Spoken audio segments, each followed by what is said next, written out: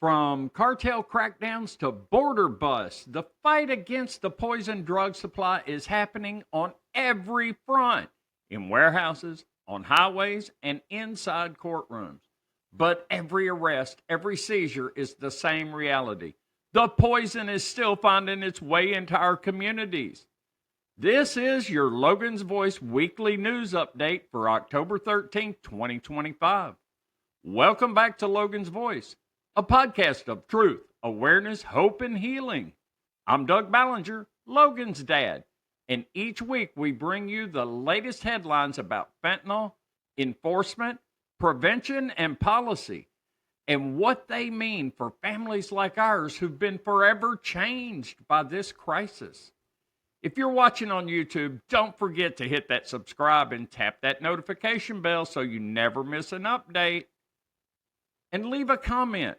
Let me know where you're listening from. Tell me your story.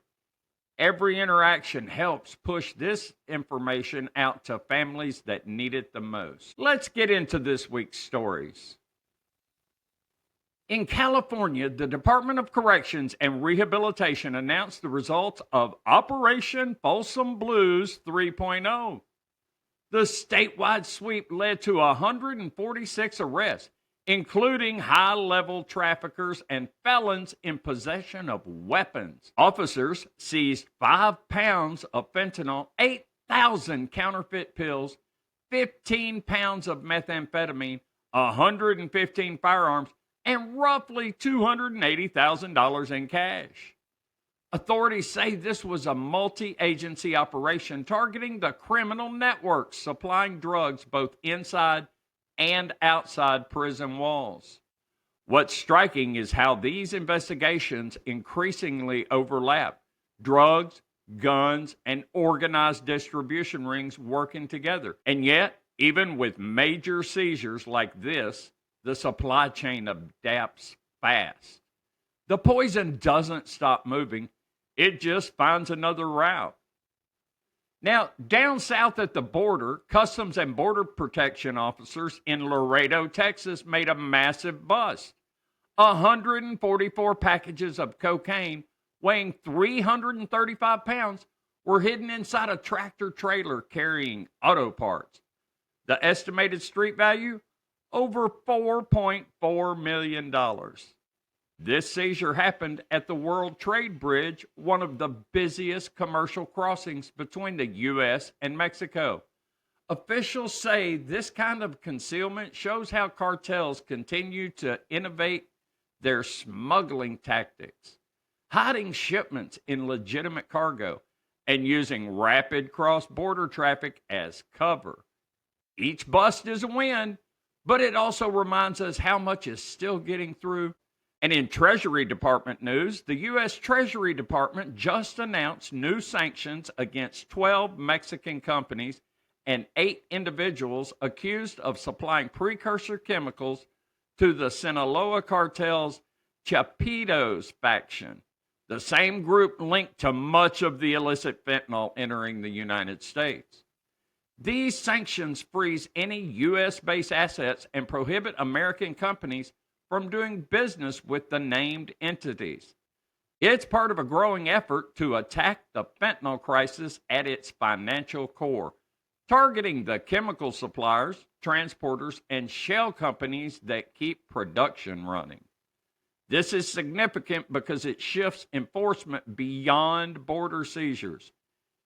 It's about dismantling the infrastructure that makes the poison possible in the first place. And finally, the U.S. military has announced the creation of a new counter-narcotics task force under the Southern Command.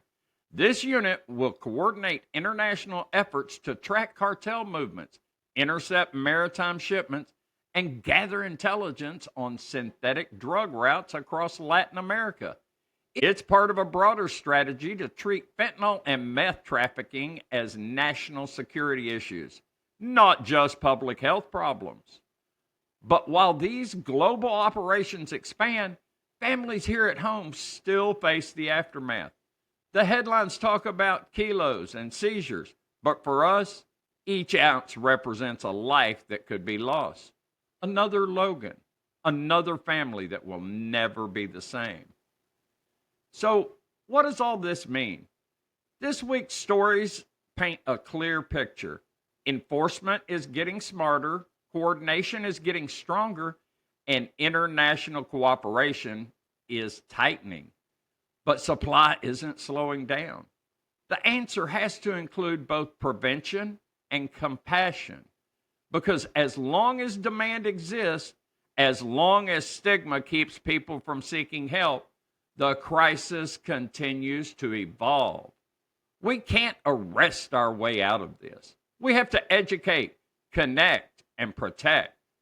That's what Logan's Voice is all about. Awareness that saves lives, one story at a time. If this update gave you a clearer picture of what's happening in the fight against the poison drug supply, please share it with someone who needs to understand how deep this crisis really runs. Subscribe to our YouTube channel, hit that notification button, and follow the podcast wherever you listen. And visit logansvoice.org for more stories, resources, and hope. Together we can turn awareness into action. Together we can be a voice for those who can't speak anymore. I'm Doug Ballinger, Logan's dad, and this has been your Logan's Voice weekly news update. Stay safe, stay aware, and remember, knowledge is power, but compassion is what saves lives. I am Logan's Voice.